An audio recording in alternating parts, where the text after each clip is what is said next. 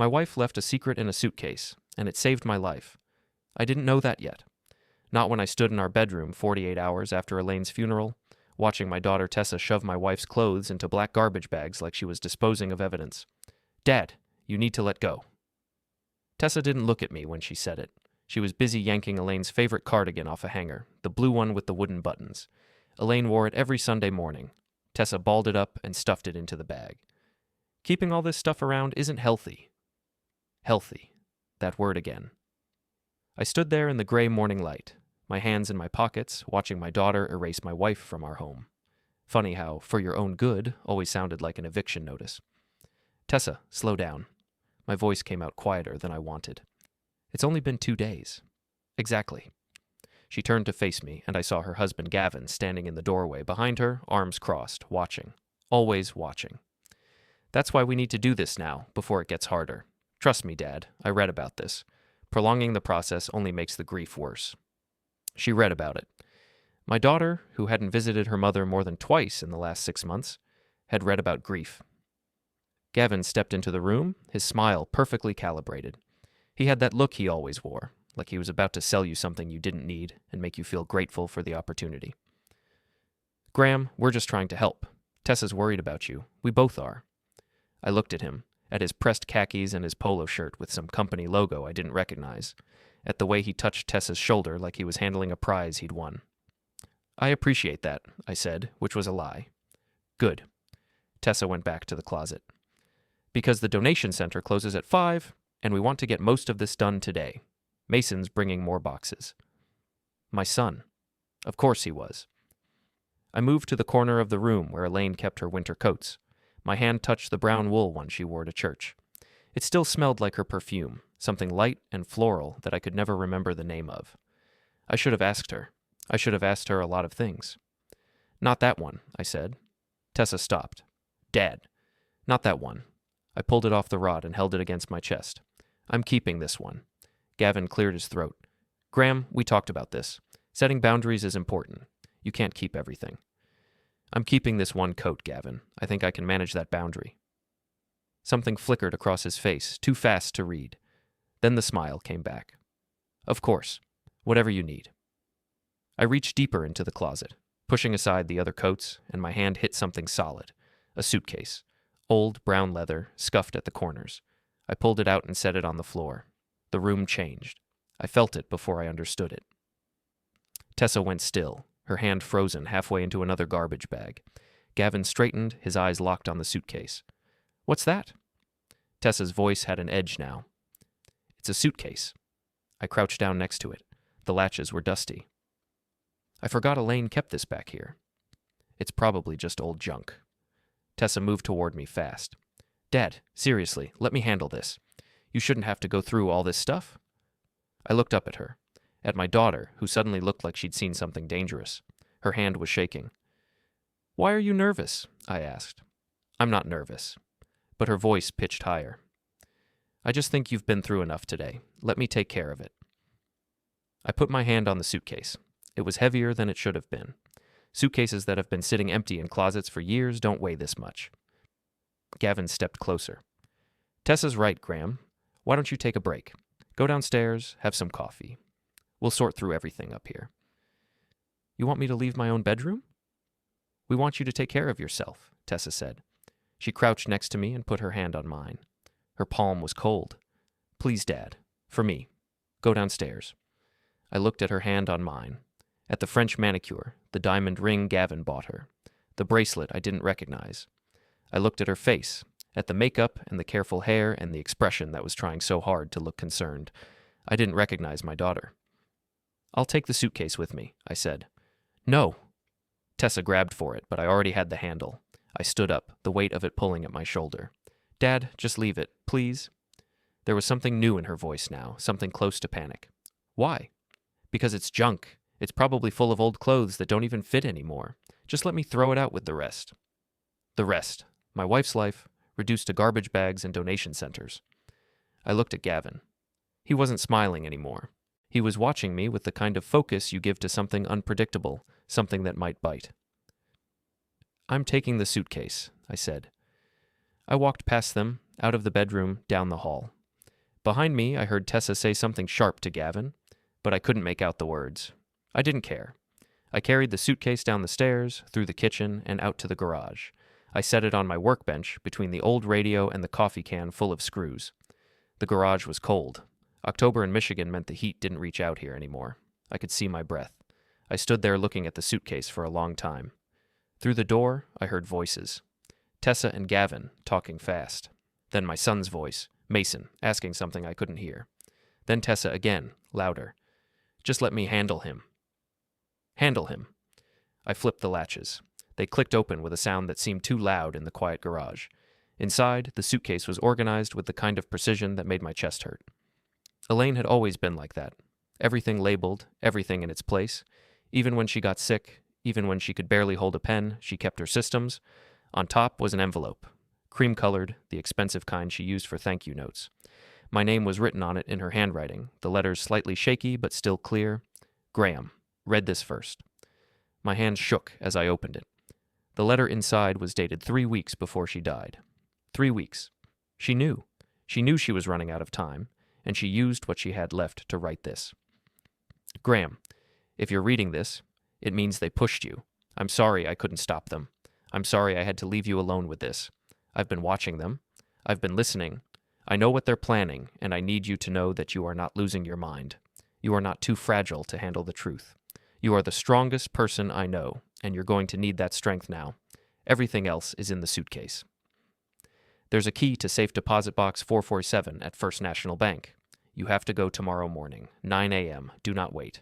Do not let them get there first. I love you. I have always loved you. And I need you to trust me one more time. Fight back. Elaine. I read it twice, then a third time. The garage door opened. Tessa stood there, backlit by the kitchen light. Dad, we need to talk. I folded the letter and put it in my shirt pocket. About what? She saw the open suitcase. Her face went pale. What did you find? Old letters. I kept my voice steady. From your mother. That's it? Just letters? That's it. She studied my face, trying to read something there. I gave her nothing. 30 years of marriage to Elaine had taught me how to keep a poker face.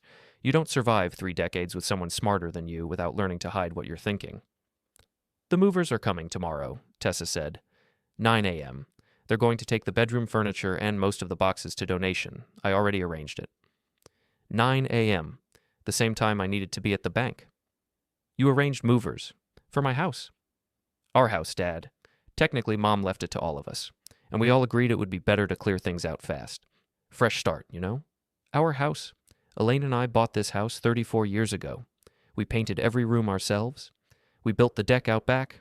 We planted the oak tree in the front yard the day after Mason was born. I didn't agree to movers, I said. Well, Mason and I did. And honestly, Dad, you're not in the best state to make these decisions right now. That's why we're here. To help. There it was again. Help. The word they used when they meant control. Cancel the movers, I said. I can't. They're already scheduled. They're coming at 9 whether you like it or not. She crossed her arms. And honestly, I think you should be grateful. Do you know how expensive last-minute movers are? Gavin's company is paying for it. Gavin's company. The one that sold people on growth strategies and optimization solutions, whatever the hell that meant. The one that threw fancy parties and had an office with too much glass. I don't want Gavin's money. Too bad. It's already done. Tessa turned to leave, then stopped. Oh, and Dad? That suitcase? I need it. For what? For storage. I'm taking some of Mom's things to remember her by. The suitcase will be perfect. No. She turned back, and for a second, just a second, I saw something ugly flash across her face. Then it smoothed out again, replaced by the concerned daughter expression. Dad, don't be difficult. It's just a suitcase. It's your mother's suitcase, and I'm keeping it. Fine. Her voice went cold. Keep the stupid suitcase. But the movers are still coming tomorrow. Be ready. She left. Through the window, I watched her walk across the driveway to the silver SUV where Gavin waited. They sat there for a minute, talking, looking back at the garage. Then they drove away. I looked down at the suitcase. Underneath where the envelope had been, there were folders. 3 of them, each labeled in Elaine's handwriting. House documents. Caregiver notes if they lie. Use this. I pulled out my phone and called the only person I trusted. The number rang 4 times before she picked up. Janice Keller? It's Graham Holt. I need you to come to my house tonight. I found something. There was a pause. Janice had been Elaine's attorney for 15 years. She handled our wills, our trusts, the house paperwork. If anyone would understand what I was looking at, it would be her. What did you find, Graham? Evidence, I said. Elaine left me evidence. Another pause. Longer this time. I'll be there in an hour, Janice said. Don't open anything else until I get there, and Graham, don't tell anyone I'm coming. She hung up. I sat down on the workbench stool and looked at the 3 folders. My hand hovered over the first one, house documents, but I didn't open it. Janice said to wait. The radio on the shelf crackled with static. I'd left it on this morning without realizing it. Some talk show discussing property law and estate disputes. The universe had a sick sense of humor. I pulled Elaine's letter out of my pocket and read it again. Do not let them get there first. First National Bank. Safe deposit box 447, 9 a.m. The same time Tessa scheduled the movers. That wasn't a coincidence. I put the letter back and checked the rest of the suitcase. Under the folders, wrapped in a plastic bag, was a small voice recorder, the old-fashioned kind with cassette tapes. I pressed play. Static, then Elaine's voice. Weak but clear. Graham, it's me. I'm recording this on September 15th. You're at work, and I'm alone with my thoughts, which is dangerous. A soft laugh, the one she always made when she was being self-deprecating. I don't have much time, so I'm going to be direct. Tessa has been pressuring me to sign papers. She says they're for estate planning, but I had Janice look at them. They're not. They're transfer documents that would give her and Mason control of the house and most of our accounts. They need my signature and yours. I refused to sign. She got angry. She said I was being selfish, that I was hurting you by leaving everything complicated. A pause. I heard her breathing, labored and thin. But here's what she doesn't know, Graham. I changed the plan. I changed everything. And when you find this, when you're ready, you're going to understand that I didn't leave you helpless. I left you armed. Another pause, longer this time. There's a trigger clause in our trust. Janice wrote it for me. Everything goes to you and to the Lakewood Community Foundation.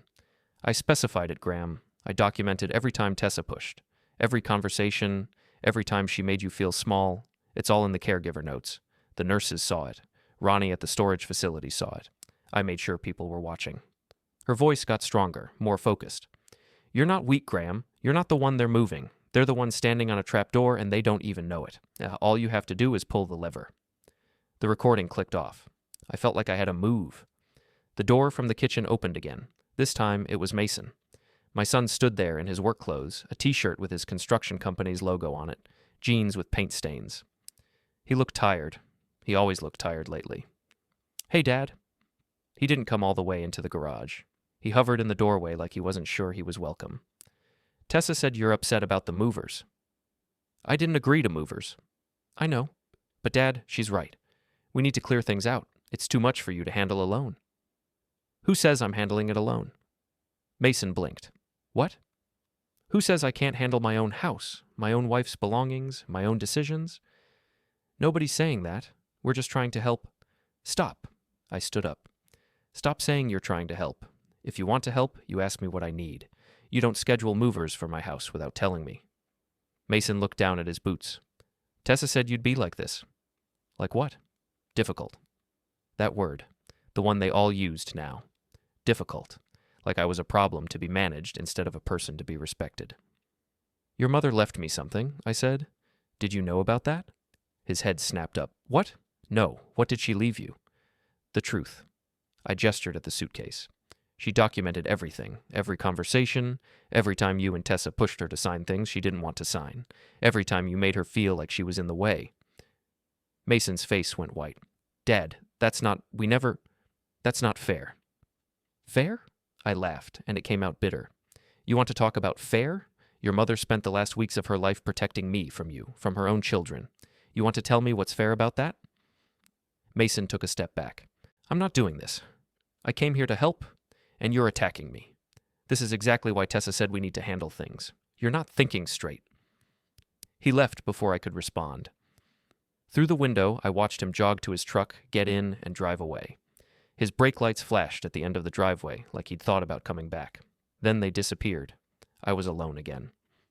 I looked at the clock on the wall. 7:30 p.m. Janice would be here in 30 minutes. I pulled out the first folder, house documents, and opened it. Inside were photocopies of our deed, our mortgage payoff letter from 15 years ago, and our property tax records. Everything normal.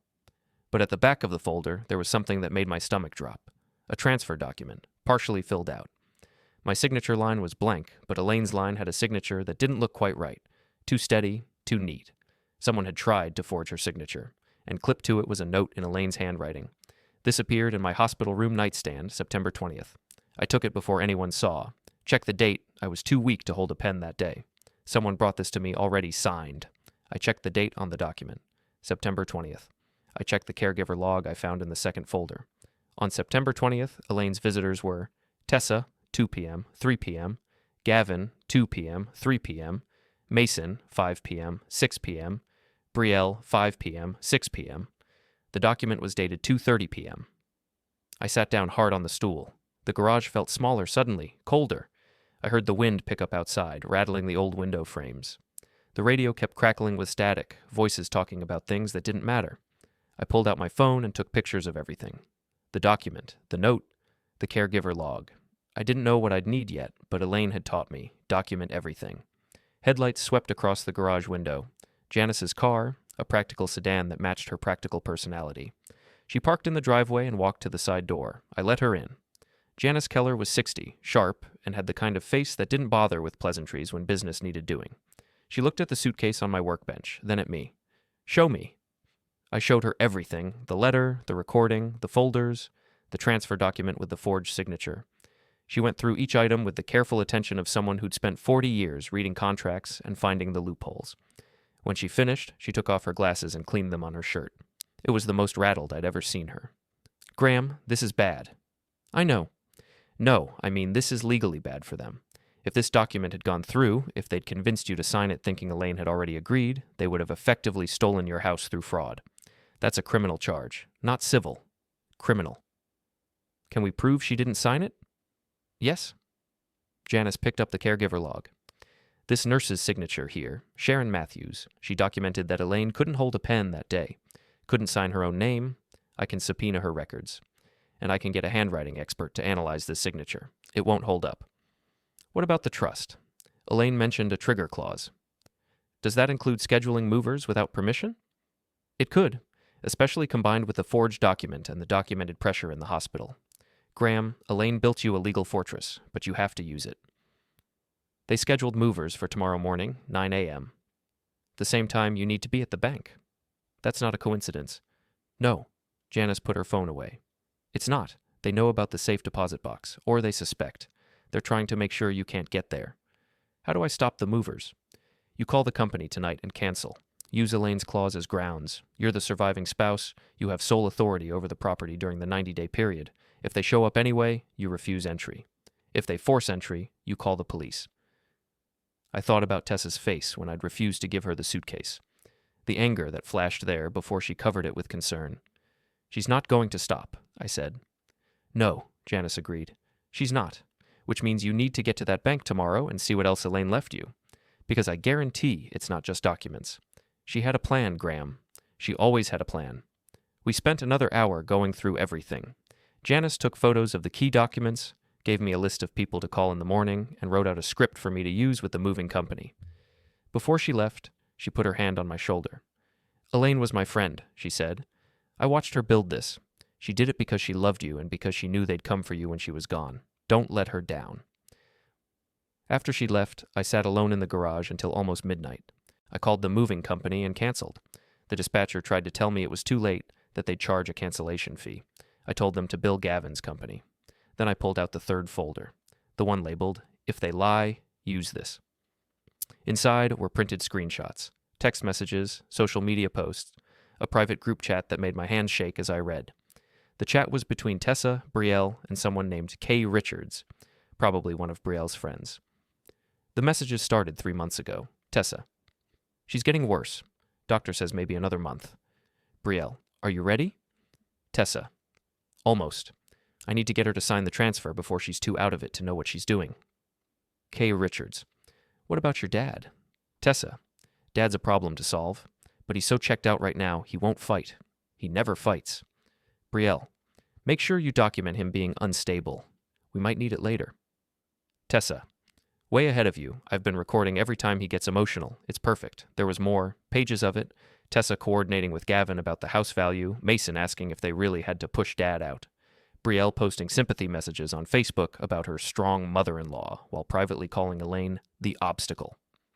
The last message in the chat was from yesterday, the day after the funeral. Tessa, found out Mom had a storage unit. We need to get there before Dad does. I think she hid something.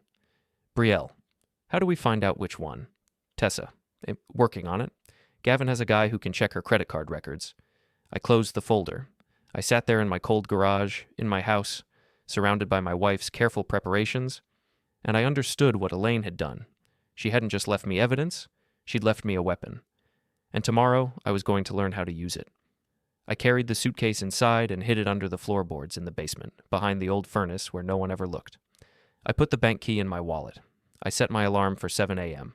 Then I went upstairs to the bedroom where Tessa had been shoving my wife's life into garbage bags, and I pulled every single bag back out of the hallway. I unpacked them one by one and hung everything back in the closet exactly where Elaine had kept it. It took 2 hours. When I was done, I lay down on my side of the bed.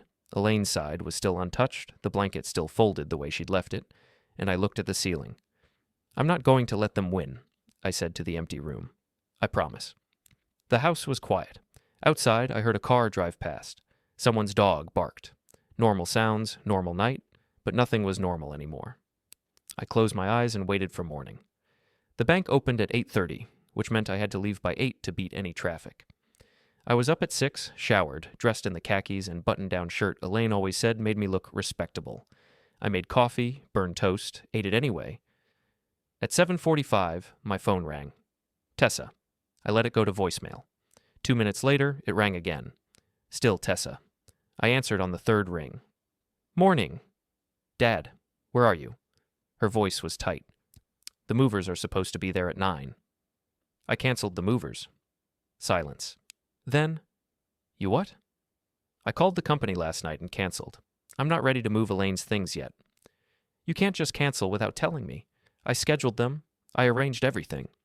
And I'm the homeowner, and I canceled. It's done, Tessa.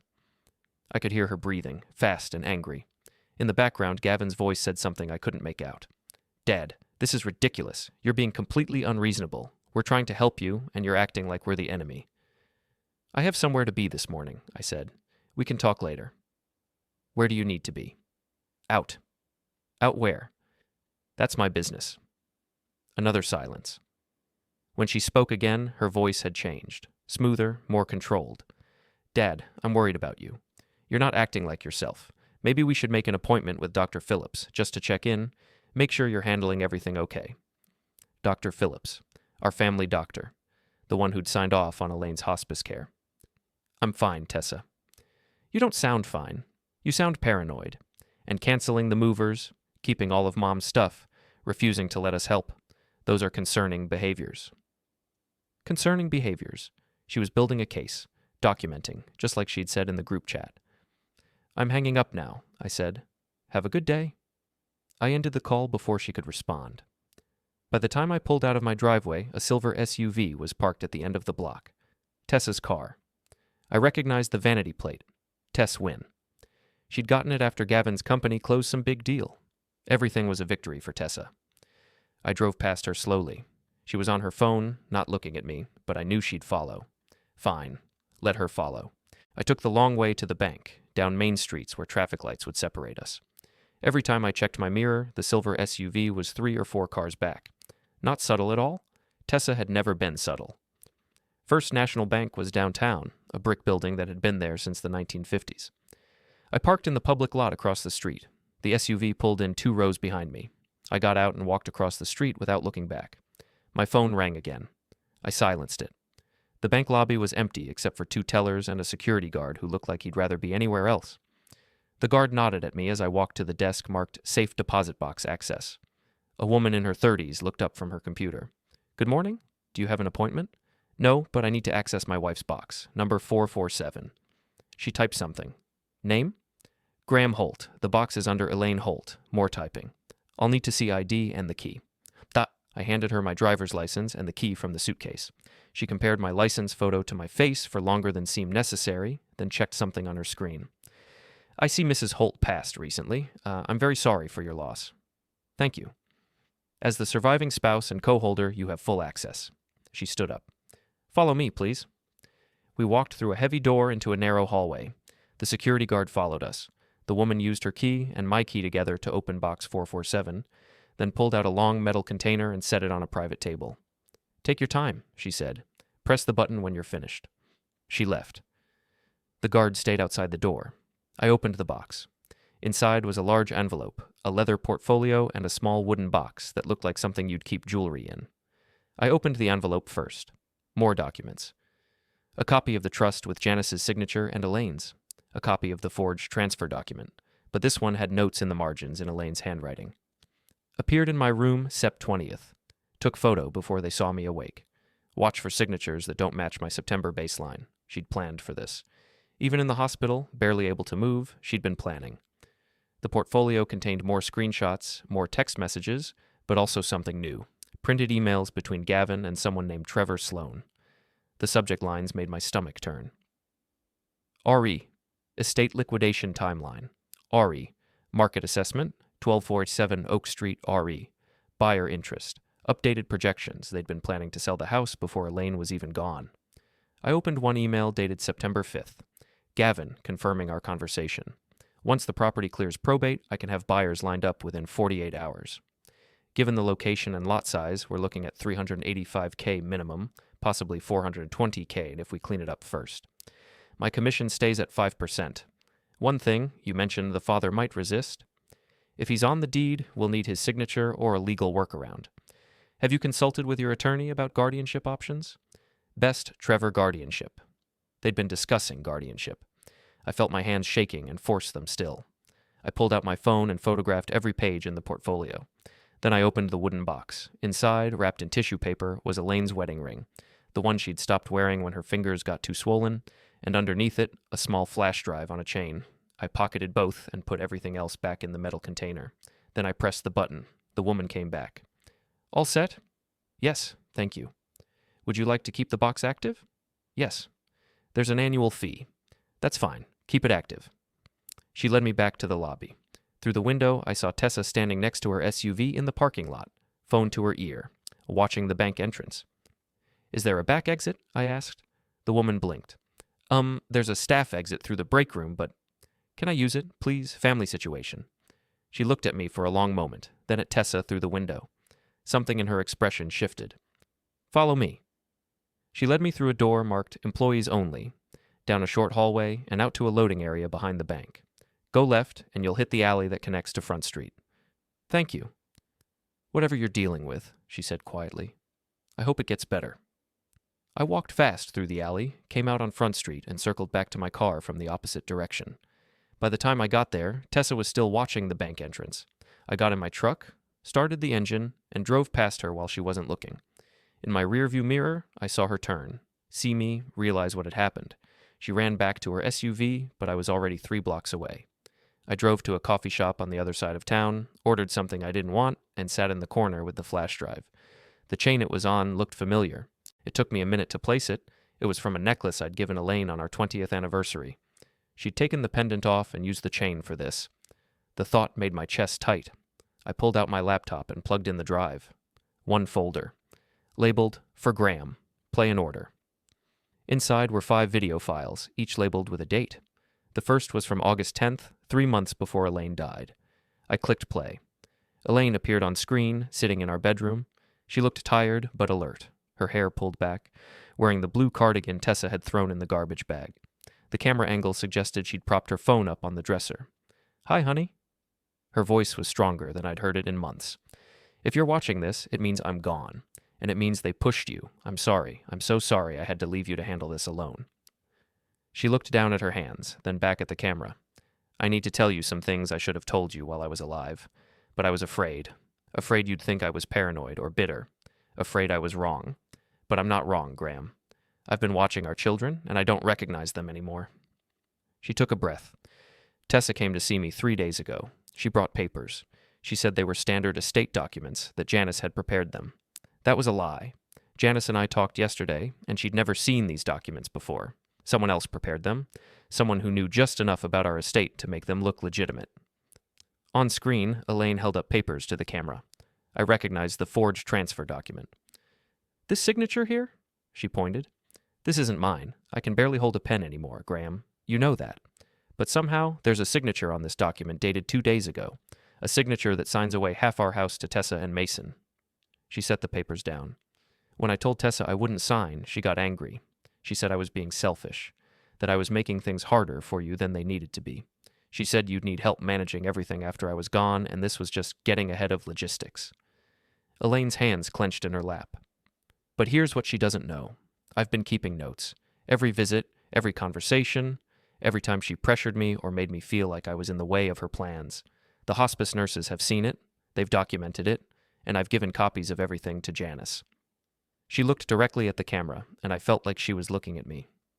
"Graham, you are not weak, you are not incapable, and you are not a problem to be managed. You are the man I chose to spend my life with, and you're the only person I trust with what happens next." The video ended. I sat in the coffee shop, staring at the blank screen, feeling like someone had punched me in the stomach. I clicked the second video. August 24th. This time, Elaine was sitting in her wheelchair in the sunroom. The light coming through the window made her look almost translucent. "Things have gotten worse," she said. "Gavin came today, without Tessa. He wanted to discuss logistics. He asked about the house value, about our savings accounts, about whether we had life insurance policies he should know about." She paused. "I told him to leave. He didn't. He sat down and explained to me very patiently, like I was a child, that it would be irresponsible not to have these conversations now, that you weren't equipped to handle everything alone, that Tessa was worried you'd make emotional decisions instead of practical ones." Her voice hardened. I asked him to define practical. He said selling the house would be practical, moving you somewhere smaller, more manageable, using the equity to secure your future. I asked where he thought I'd be in this plan. He said, "Well, Elaine, obviously this is for after." She looked away from the camera, and I saw her wipe her eyes. "After, like I'm already gone, like I'm just an obstacle between him and his plans." When she looked back, her face was set. "I talked to Janice today. We made some changes. Big changes. The kind that can't be undone easily. I'll explain more in the next video, but Graham, I need you to know something. Whatever happens, whatever they tell you, the house is protected. The accounts are protected. They can't touch any of it without your permission, and if they try, they lose everything." Third video. September 8th. Elaine was back in bed. She looked frailer, but her eyes were sharp. "Mason came today with Brielle. They didn't stay long. Brielle spent most of the visit taking selfies with me in the background. She said it matter of fact, like she was commenting on the weather. But that's not why I'm recording this. I'm recording because of what happened after they left. I heard them in the hallway talking to Tessa. They didn't know I could hear. The hospice nurse left the door cracked. She shifted in bed, grimacing. Tessa asked Mason if he'd talked to you about moving. He said no, that you weren't ready. She said, "We can't wait for him to be ready. Mom's barely got a week left, maybe 2. Once she's gone, we need to move fast before Dad gets any ideas about keeping the house." Elaine's voice dropped. He said, "If Graham won't cooperate, we document everything. Every time he cries, every time he can't remember something, every time he seems confused.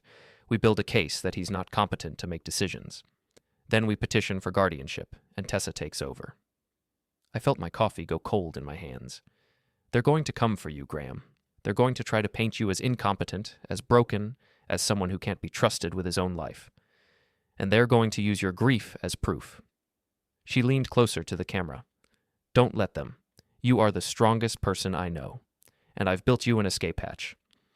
Fourth video, September 22nd. Elaine was propped up on pillows, oxygen tubes in her nose. Her voice was weak but determined. "I'm running out of time, so I'll be quick. The storage unit is under my name. Unit 117 at Lakeside Storage on Route 9. Ronnie Pike is the manager. I've told him you might need access. He knows to only deal with you, no matter what anyone else says." She took a shallow breath. "In the unit, there's a box marked Important, Graham only. Inside that box is everything they don't want you to see. Receipts, more screenshots, evidence of what they've been planning, and one more thing." She smiled, just slightly. "Proof that I moved money. Not all of it. Just enough. Enough to make sure you're taken care of. Enough to make sure they can't pressure you with finances.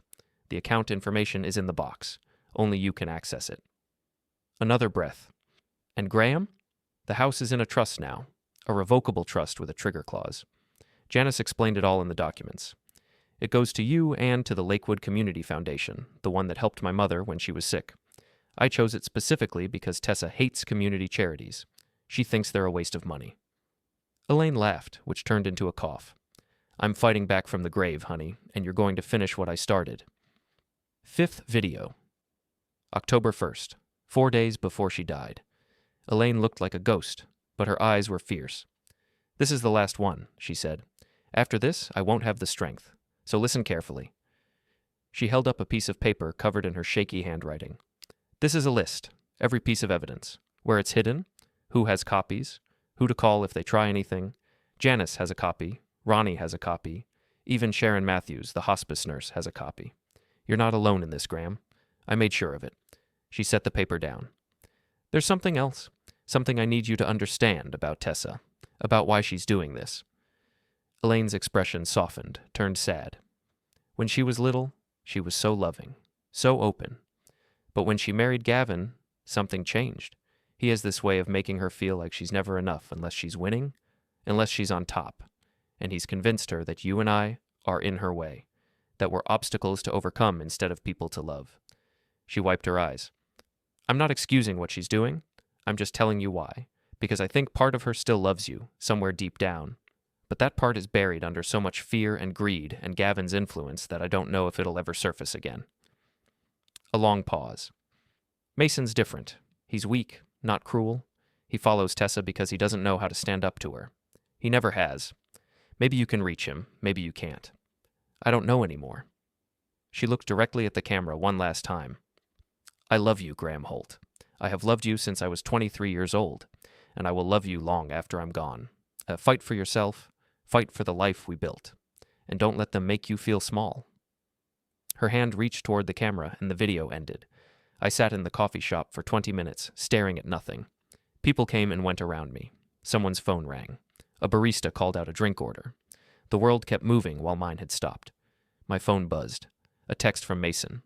Dad, please call me. Tessa's really upset. We need to talk about this morning. I deleted it. Another buzz, this time from Gavin. Graham, I think we got off on the wrong foot.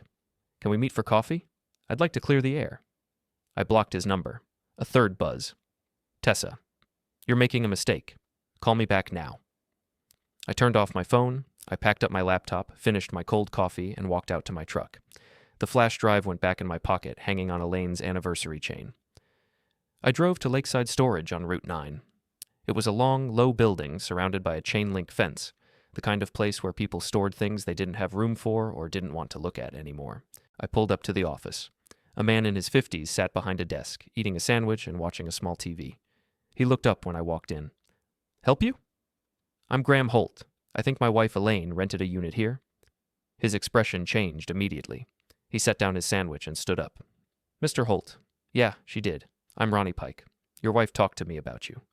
She did? Yeah. She came in about 3 weeks ago. Rented Unit 117 and told me under no circumstances was I to give access to anyone except you. Said her kids might try to claim they had authority, but I was only to deal with you directly. Even gave me a photo of you so I'd know for sure. He pulled a printed photo from a drawer. It was me, from last Christmas. I was smiling in front of the tree, holding up a coffee mug Elaine had given me. She was a thorough lady, Ronnie said. I liked her. I'm sorry for your loss. Thank you. You want to access the unit? Yes. He grabbed a set of keys and walked me out to the storage rows. Unit 117 was in the back corner, away from the main entrance. Ronnie unlocked it and pulled up the rolling door. Inside were boxes, maybe 15 of them, all labeled in Elaine's handwriting. And in the center, one box marked, Important, Graham only. I'll give you some privacy, Ronnie said. He handed me the keys. Just pull the door down when you're done and drop these off at the office. He left. I stood there looking at my wife's final act of love. 15 boxes of evidence, organized and labeled, ready to destroy our children's plans. I pulled out the center box and opened it. On top was an envelope. I opened it. Graham, if you're reading this here, you did everything right. I'm proud of you. Everything in this unit is a copy. The originals are with Janice. I wanted you to have your own set, so you'd never have to depend on anyone else for proof. The account information is at the bottom of this box. I moved $47,000 from our savings into an account in your name only. It's not a fortune, but it's enough to make sure they can't use money to control you. The rest of our savings stays in the joint account, but with the trust clause, they can't touch it. One more thing. There's a fundraiser gala on October 15th at the Heritage Hotel. Gavin's company is hosting it. He's planning to pitch investors and make himself look good. Tessa will be there. They'll use the event to build sympathy for themselves, to control the narrative about our family. Don't let them. Go to the gala, bring the evidence. Make it public. I know it sounds cruel. I know it sounds like I'm asking you to humiliate our daughter in front of a room full of people. But Graham, if you don't stop them there, in public, where witnesses can see, they'll never stop. They'll push and push until you have nothing left. Be strong, be ruthless, be the man who built a deck by himself in the middle of winter because I mentioned wanting a place to drink morning coffee. I love you. Now go finish this. Elaine. I sat down on the concrete floor of the storage unit and cried. Not sad crying, not grief crying. When I was done, I wiped my face, stood up, and started loading boxes into my truck. It took 3 trips. I woke up at 4:30 before the alarm. Couldn't sleep. Kept running through everything in my head, the packets, the videos, the timing. I'd been to 100 formal events with Elaine over the years, but this felt different. This felt like walking into battle. I made coffee and sat at the kitchen table, going through the checklist I'd made. 20 copies of the evidence packets, organized by table number, flash drive with all the videos, printed timeline, signed affidavits from Sharon Matthews and Janice Keller, business cards for Caleb Dorr at the paper, everything I needed to end my children. The thought made my stomach twist, but I didn't let myself hesitate. Not anymore. They'd made their choices. Now they'd live with them. At 6 a.m., Janice called. "Morning," she said. "You ready for tonight?" "As ready as I'll ever be." "I'll be there at 6:30 before the cocktail hour. I want to scope out the room, see who's attending. Caleb will be there too. He's bringing a photographer." "A photographer. For the article. Graham, once this goes public, it's going everywhere. You understand that, right? Local paper, social media, probably picked up by regional outlets. Gavin's company has investors from 3 states. This will get attention." "Good." She paused. "You sound different." "I'm tired of being pushed around in my own life." "Good. That's the energy you need tonight. Remember, you're not doing this to hurt them. You're doing this because they tried to steal from you and consequences matter."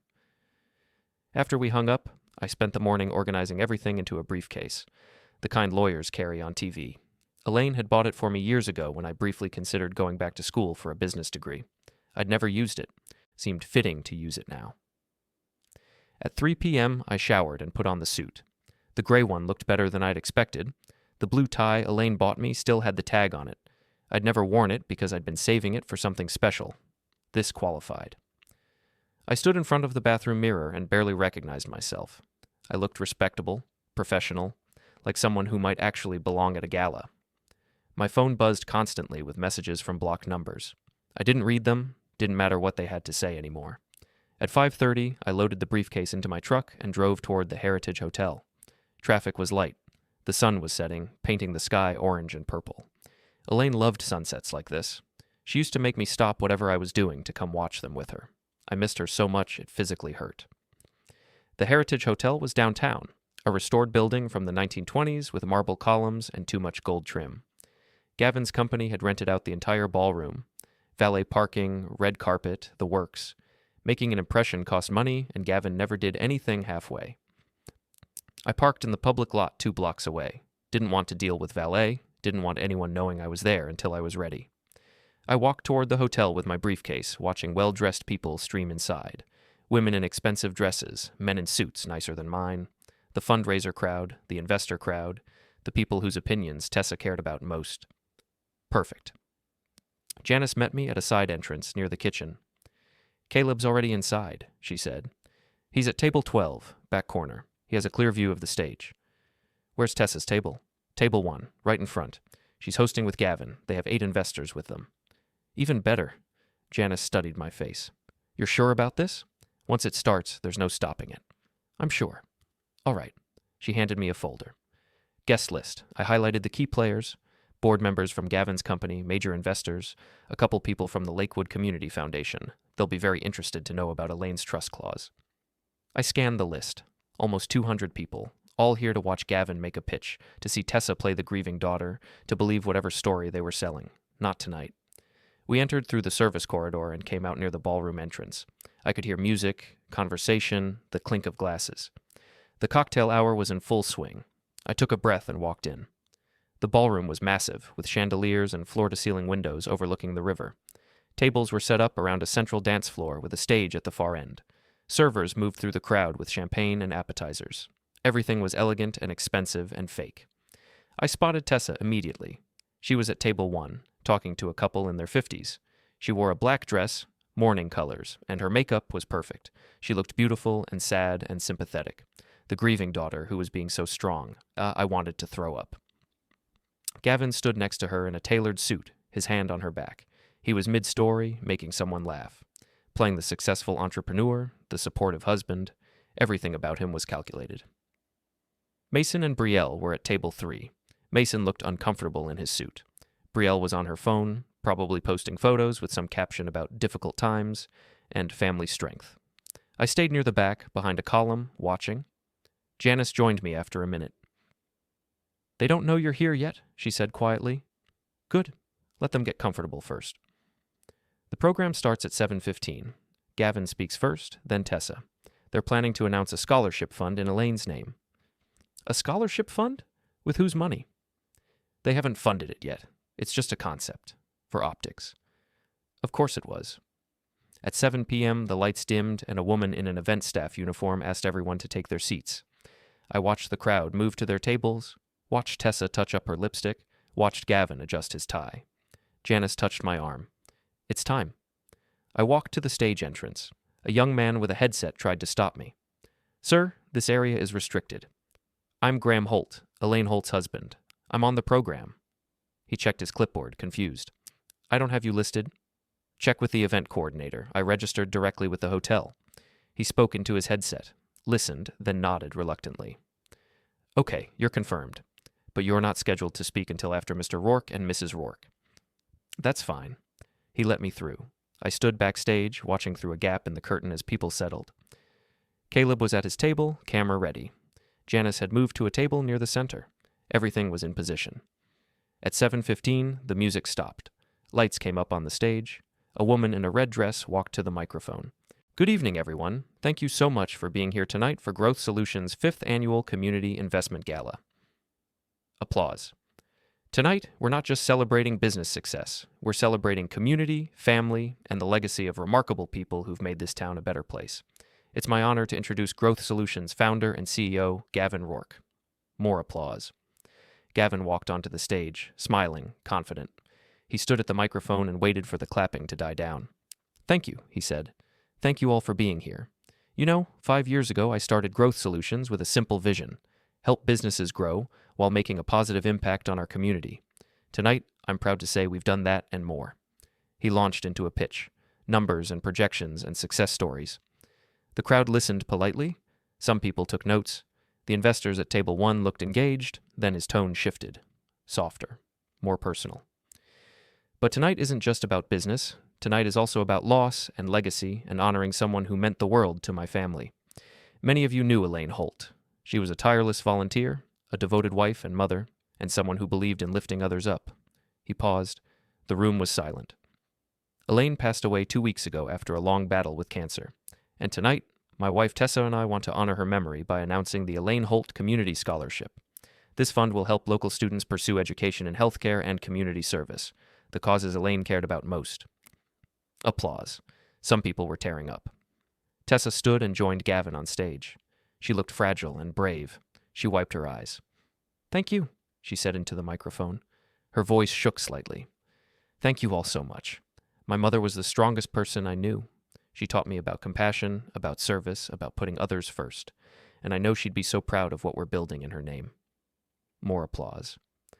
"Our family has been through a difficult time," Tessa continued.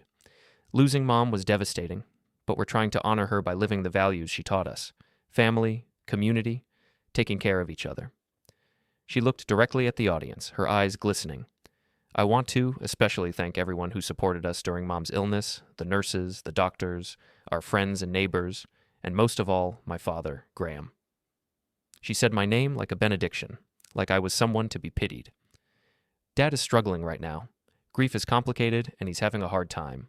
But we're supporting him, making sure he's okay, making sure Mom's legacy lives on. I felt my jaw clench.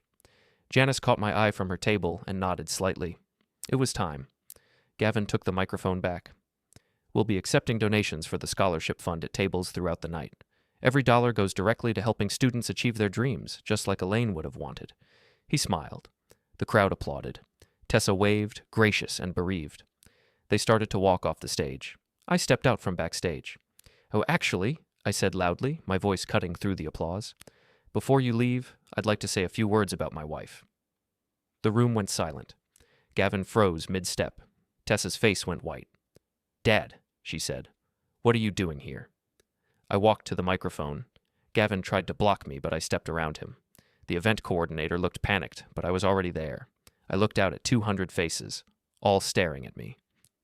My name is Graham Holt, I said, and I need to tell you the truth about what really happened to my wife.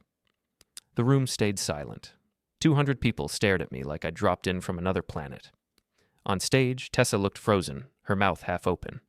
Gavin had his hand on her elbow, but he wasn't moving either. I set my briefcase on the podium and opened it.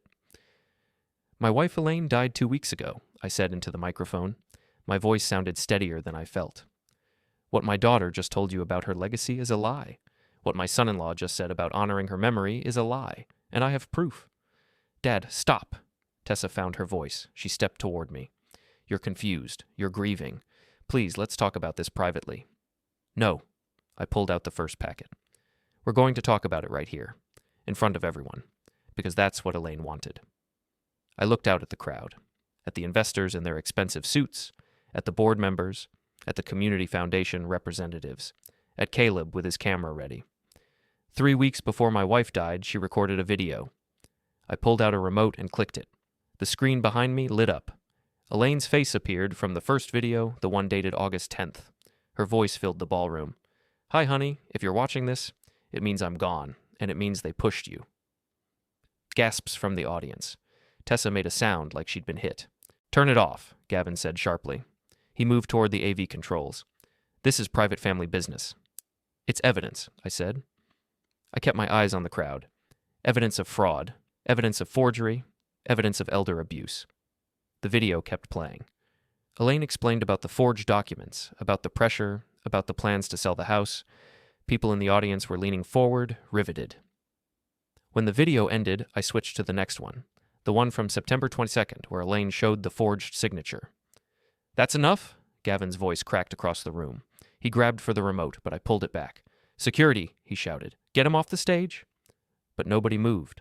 The security guard stood by the doors, watching like everyone else. The event coordinator looked at her supervisor, who shook his head slightly. They wanted to see how this played out.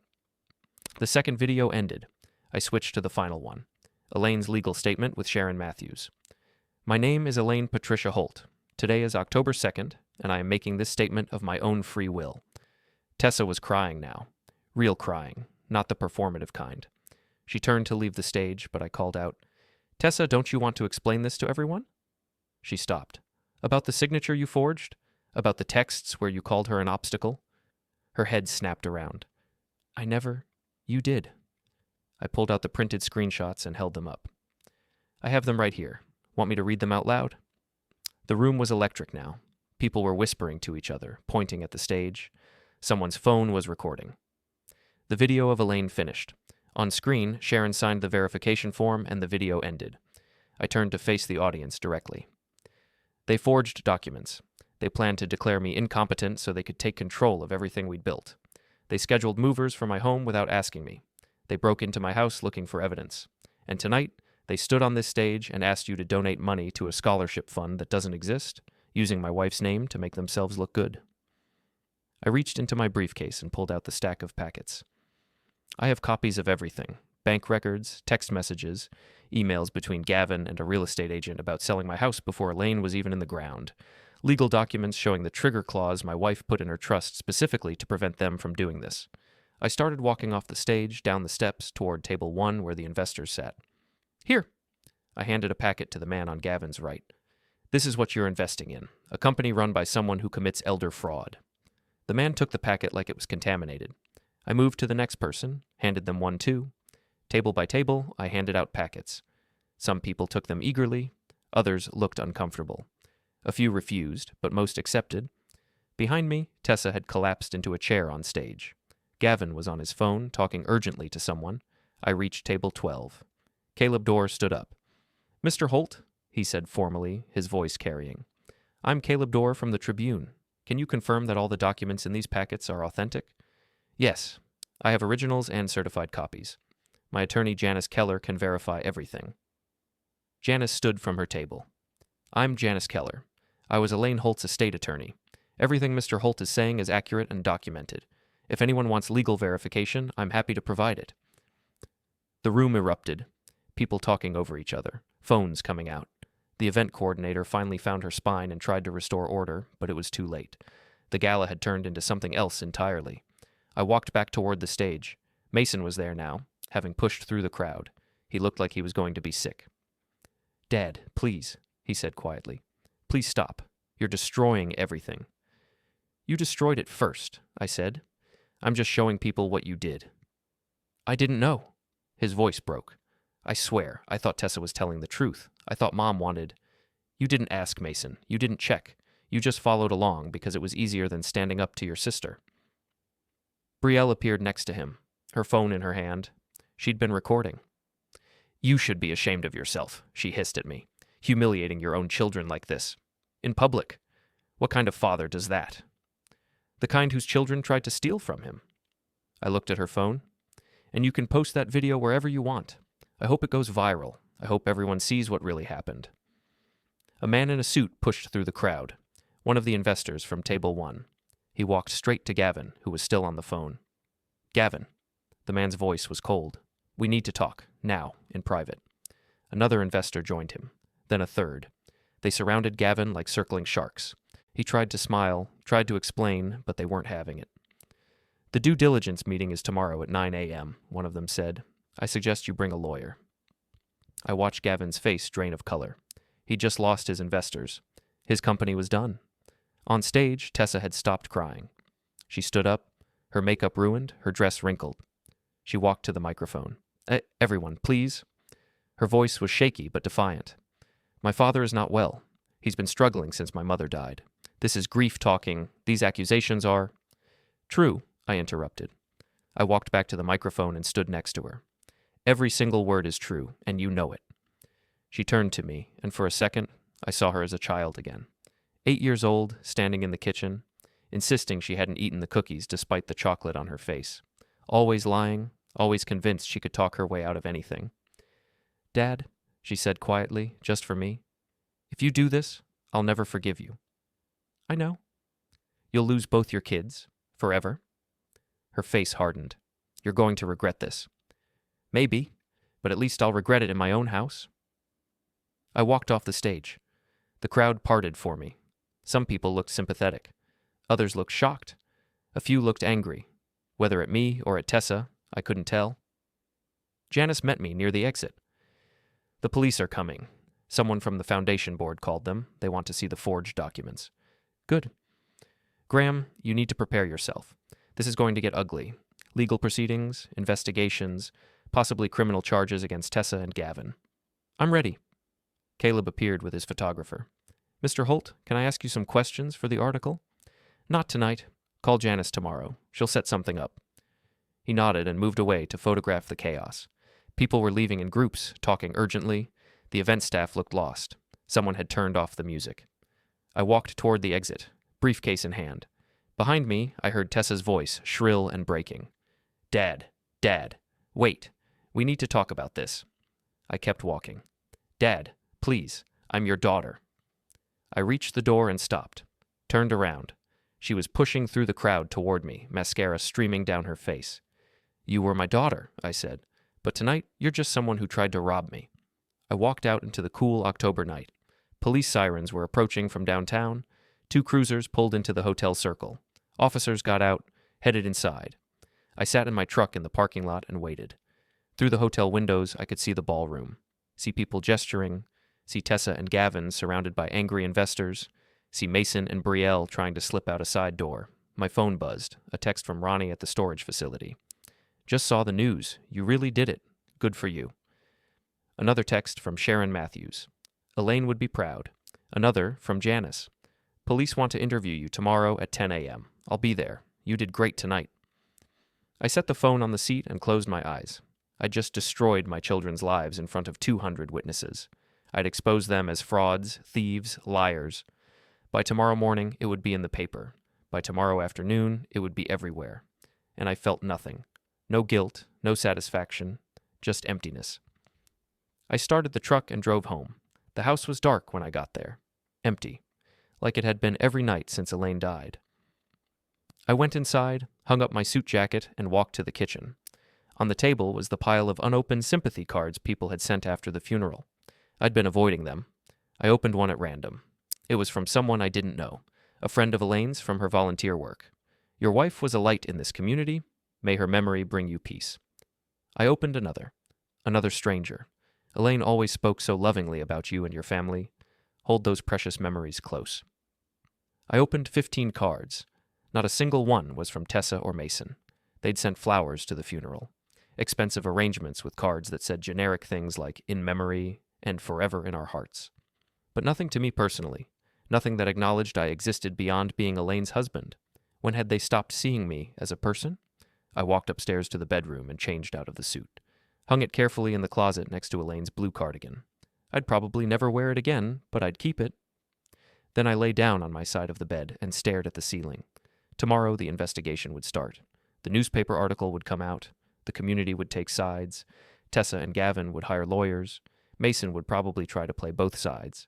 And I'd be here. Alone. In the house Elaine and I built together. But at least it was still my house. At least I'd kept that much. I fell asleep still wearing the chain with Elaine's wedding ring.